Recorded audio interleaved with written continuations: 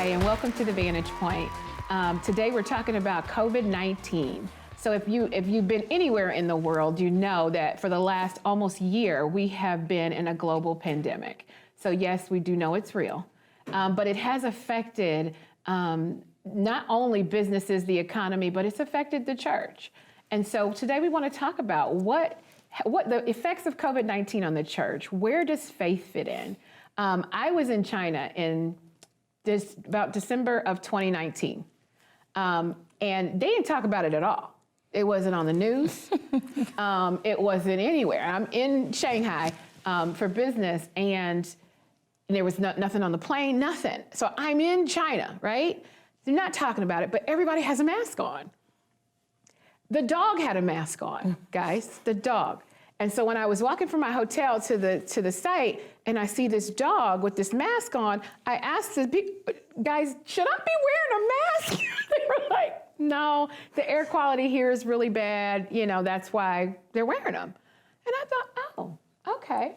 So I get back home and all of a sudden, COVID-19 is like a real thing here in the US. I was completely confused about all of it. So, you know, we've had to work from home. We've had to do all these different things, schools shut down, all these things. And then they came for the church.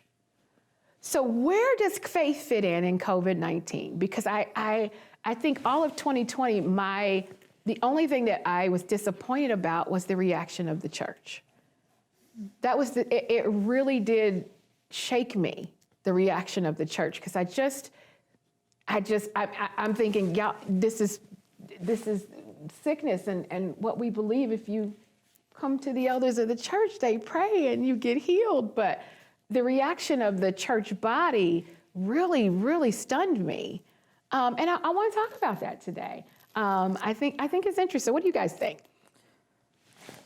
Well, I think I had to process it, you know, just as a person. I'm not going to try and speak for a whole church, but just as a person, the first thing that happened, you're kind of like, what's going on? What's happening here? And so, you know, everybody's at home, school is canceled, whatnot. And I had to decide where my faith was going to go with all of this. What am I going to do with this? Because everything around us told us to be very afraid. Right. You know, everything. There has never been a time in this country where I've seen them give a daily death count everywhere you look. It's a daily death count, everything, every headline, it still is. If you go on any of the news stations, it's still, this is what's happening. This many people got sick today, this many.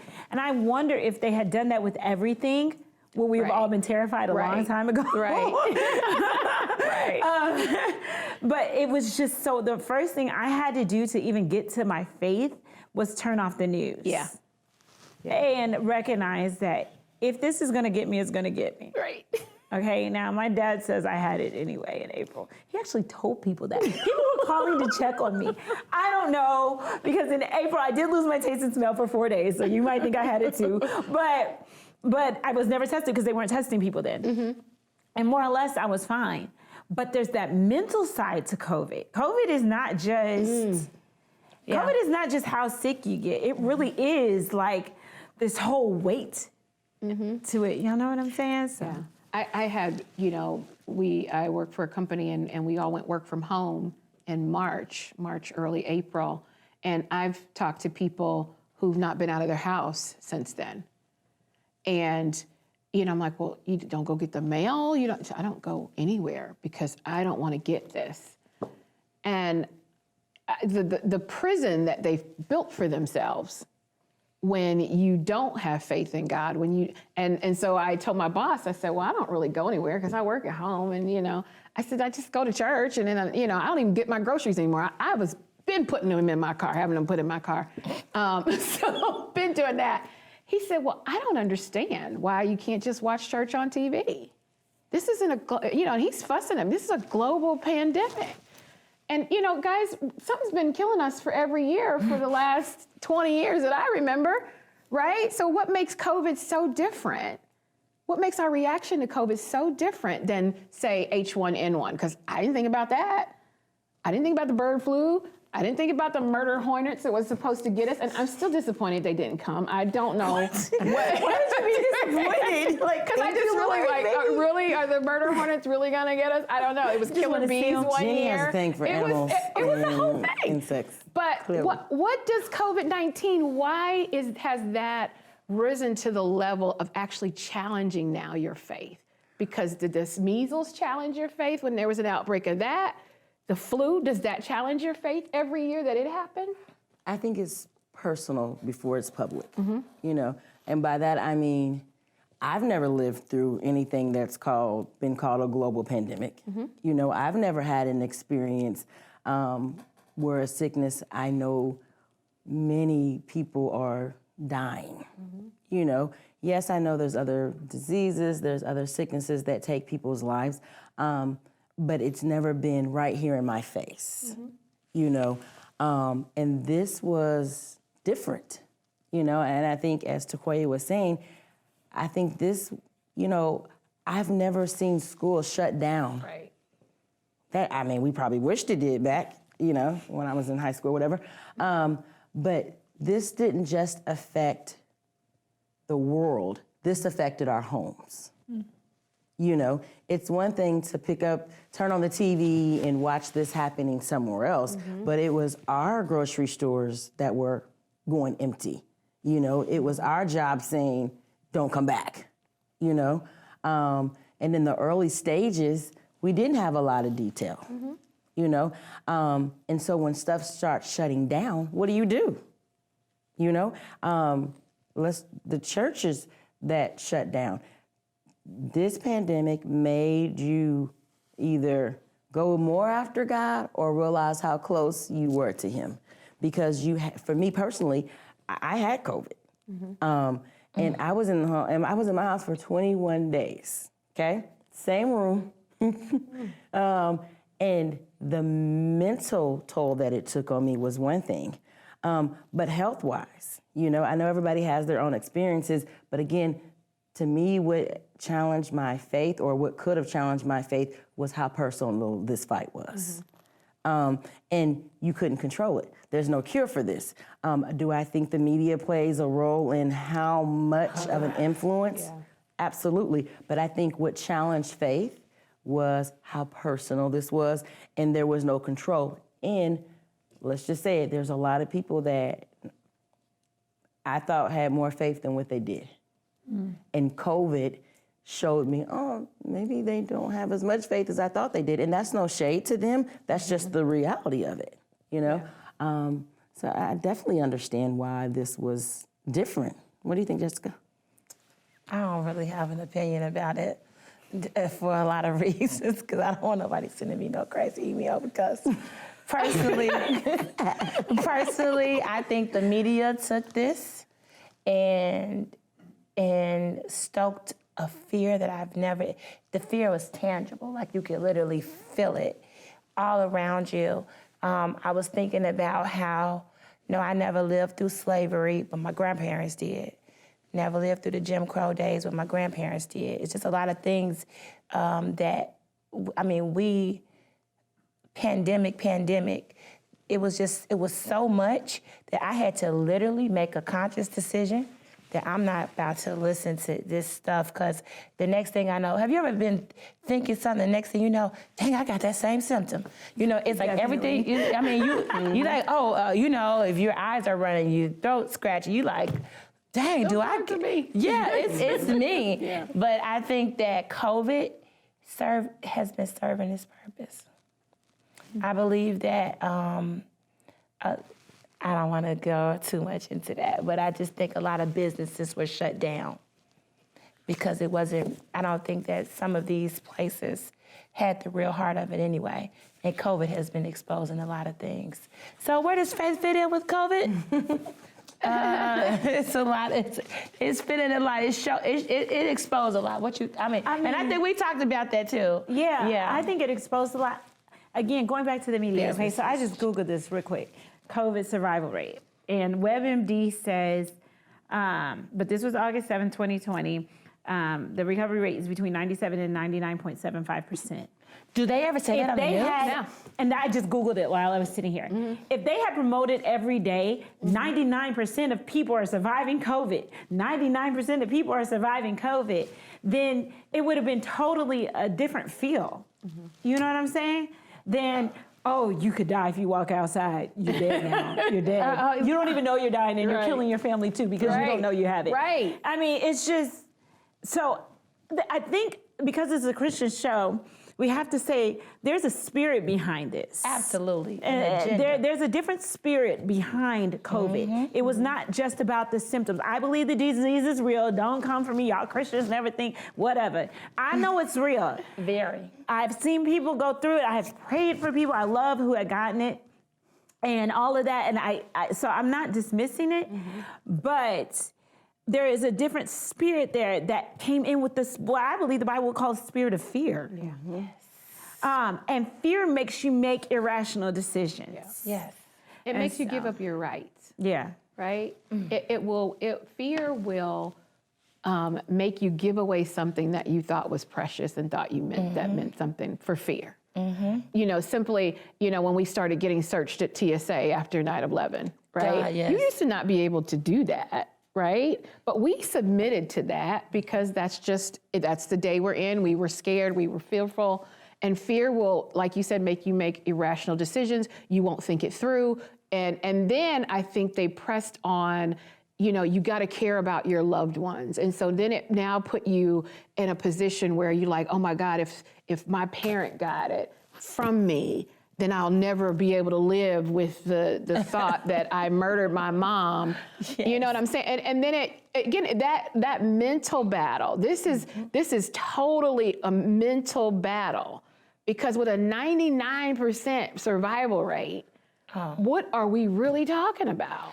And on top of that, I'm gonna say this, and let me just put, you know, if somebody was dying in a car accident, they had COVID in it, they named that as, oh, they died from COVID. No, they didn't. They died from a car accident.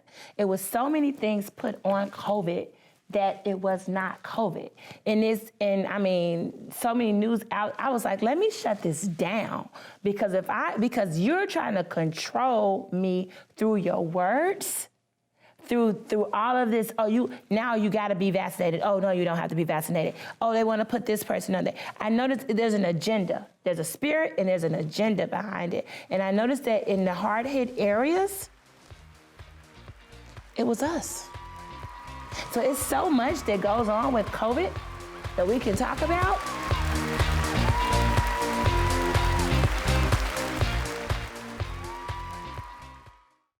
The COVID-19 vaccines can be our chance to get back to our plans, who we are, what we miss, to get back to each other, to life.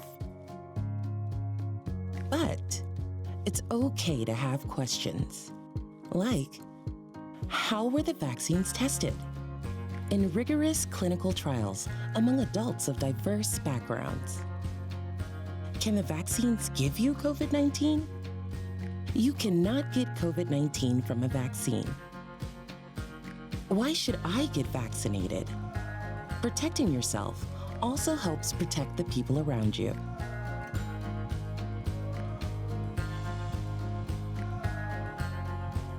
Find the latest information at getvaccineanswers.org.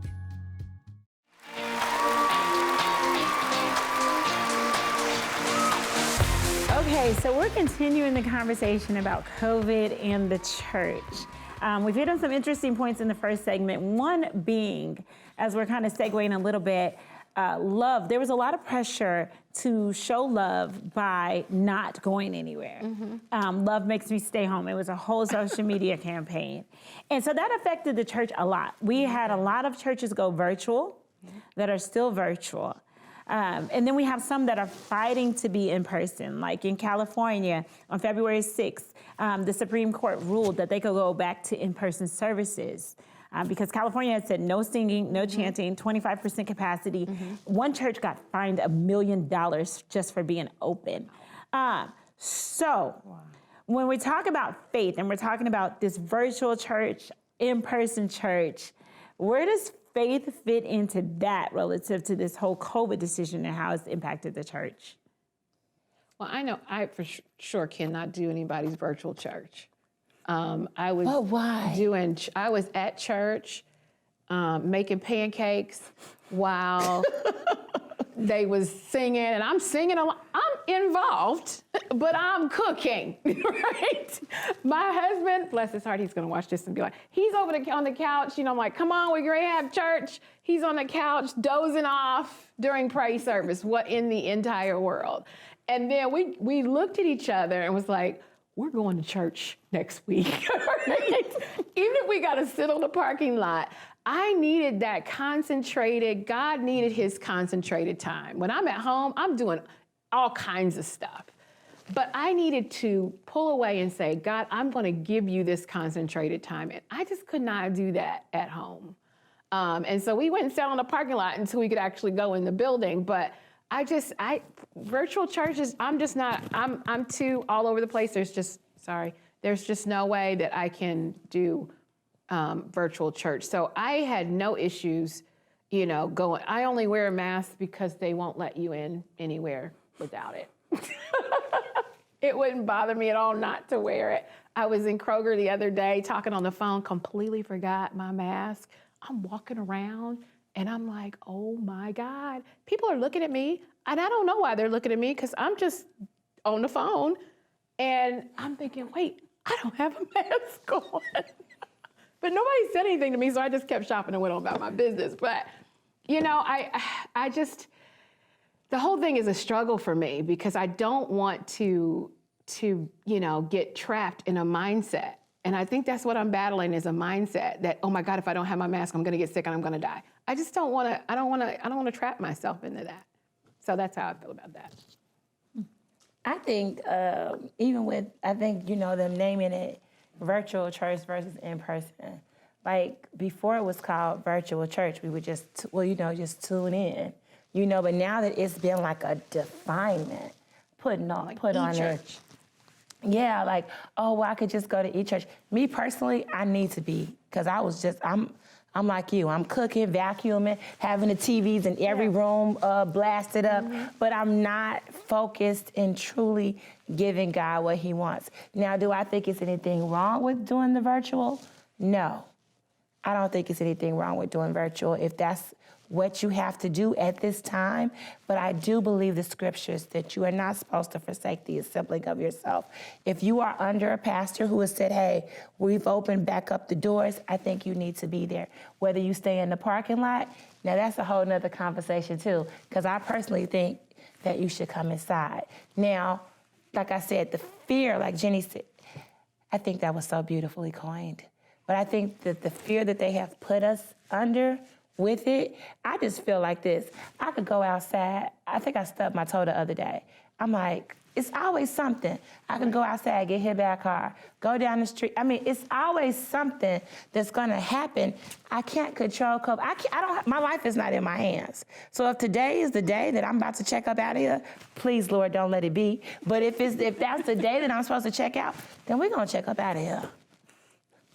What you got to say? I mean, I agree with y'all. I won't miss church because of fear.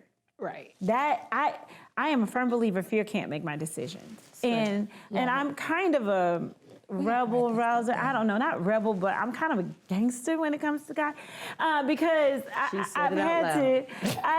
Well, it's just the mentality that kind of throws people off. But in doing foreign missions, like when I went to Kenya, somebody printed out for me, one of the precious saints, printed out for me all of the terrorist activity that had happened there in the last year where I was going.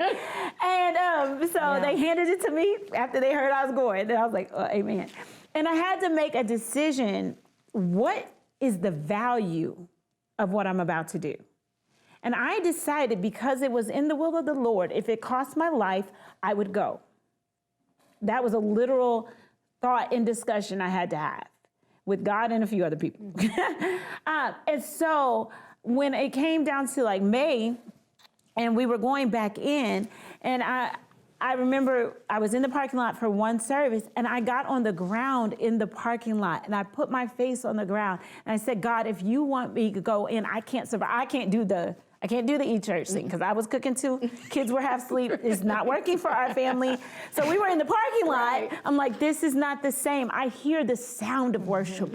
I want to be amongst the believers. And I'm like, God, I already decided if this is what you want, even if it costs my life, I'd rather serve you and do it with all my heart than protect. There's a scripture that says, he that seeks to save their life will lose it. I don't believe I can walk in the will of God all the time and worry about protecting me. I think one of the things that really challenged me or that I didn't understand when it comes to you have a lot of friends and family that have input. You going to church? You watching online? Why aren't you watching online? Why aren't you doing something virtual? Because I don't want to, And I think, why is it we have to defend, we being those that want to be in an impersonal service, why do I have to defend that? You're not asking me if I went to Walmart. You're not asking me where, if I went to the gas station, if I went to the bank. It seems like, and I'm going to say that loosely, the problem is me going to church.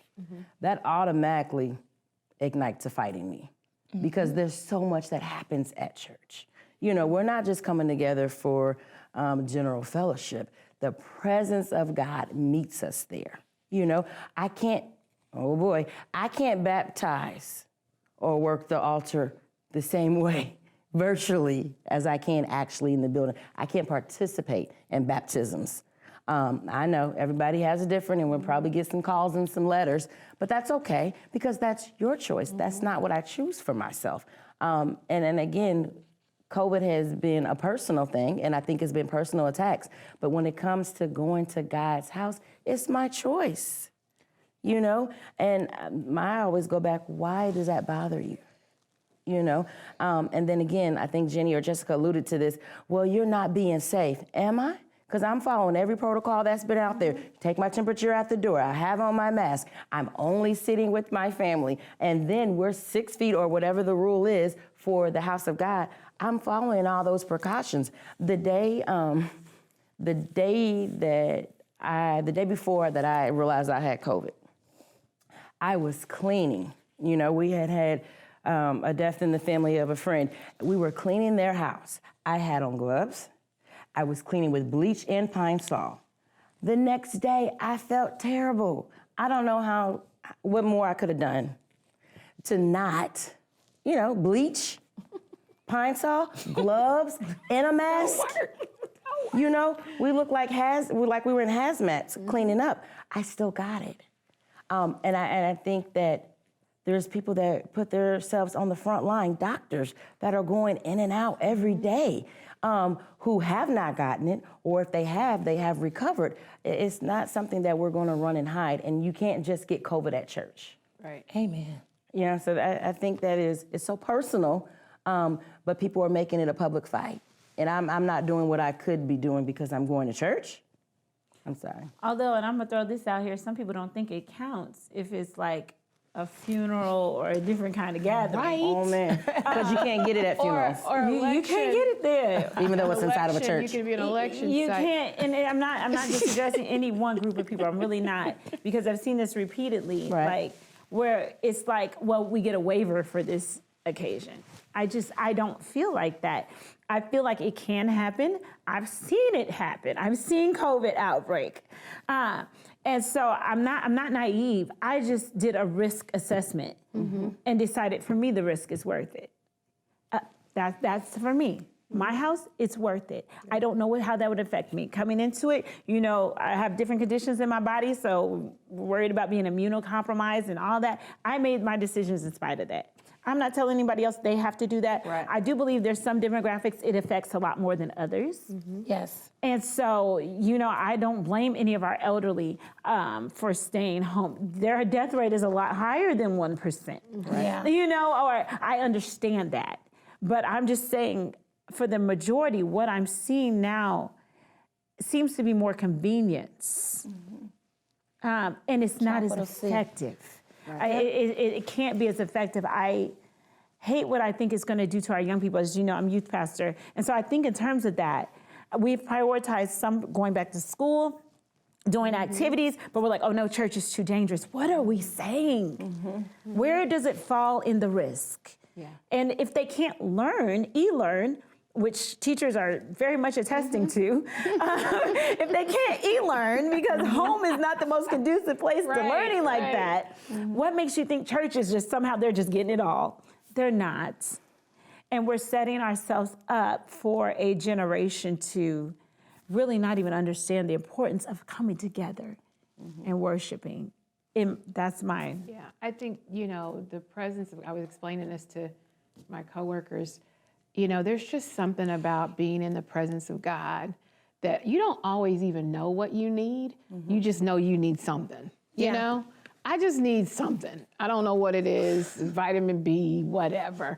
I just need something, right? I need to, I've come to church and just feel run down, just not sure about some things, got a lot of things on your mind, a lot of things on your heart. And you get in the presence of God, and somehow he just comes by and just brushes all of that stuff off of you. And, there's just something about it. And e-church just doesn't do it for me. And I know it does it for some people, but that focused time, you need that. And I think about the young people. What are we teaching them? Because now, even when people don't feel like coming to church, oh, well, we got e-church. They're perfect. They went and shopped and did all they're gonna do. But then when it came time for Sunday, well, I'm tired. I'm just gonna do e-church today. So I think it set us up for compromise. It set us up, like you said, for convenience. And it's all a plan. It's all a spirit. It's all a plan. Yeah, I know there was one lady on Facebook who was looking for somebody to baptize her in another city because all the churches were closed. And that is so sad to me that, people could be looking for you and not find you. So, Jessica, you wanted to add something really quickly? I do, really quickly, and that's why everything has went up. Suicide rates, murder rates, drug addiction. So everything has went up. There's something about being in the midst of the congregation. When did you get here? I don't know. I just was there. And when he came by, he healed me. So what we know is that God can be anywhere. He can definitely, we wouldn't be using this venue to communicate with you if there was no effectiveness to it. We do believe, God can move into each church. He can do all of that, but we definitely want to come together. And so we're hoping you'll join us for our next discussion next time, next Wednesday, 11:30 a.m. We'll be back.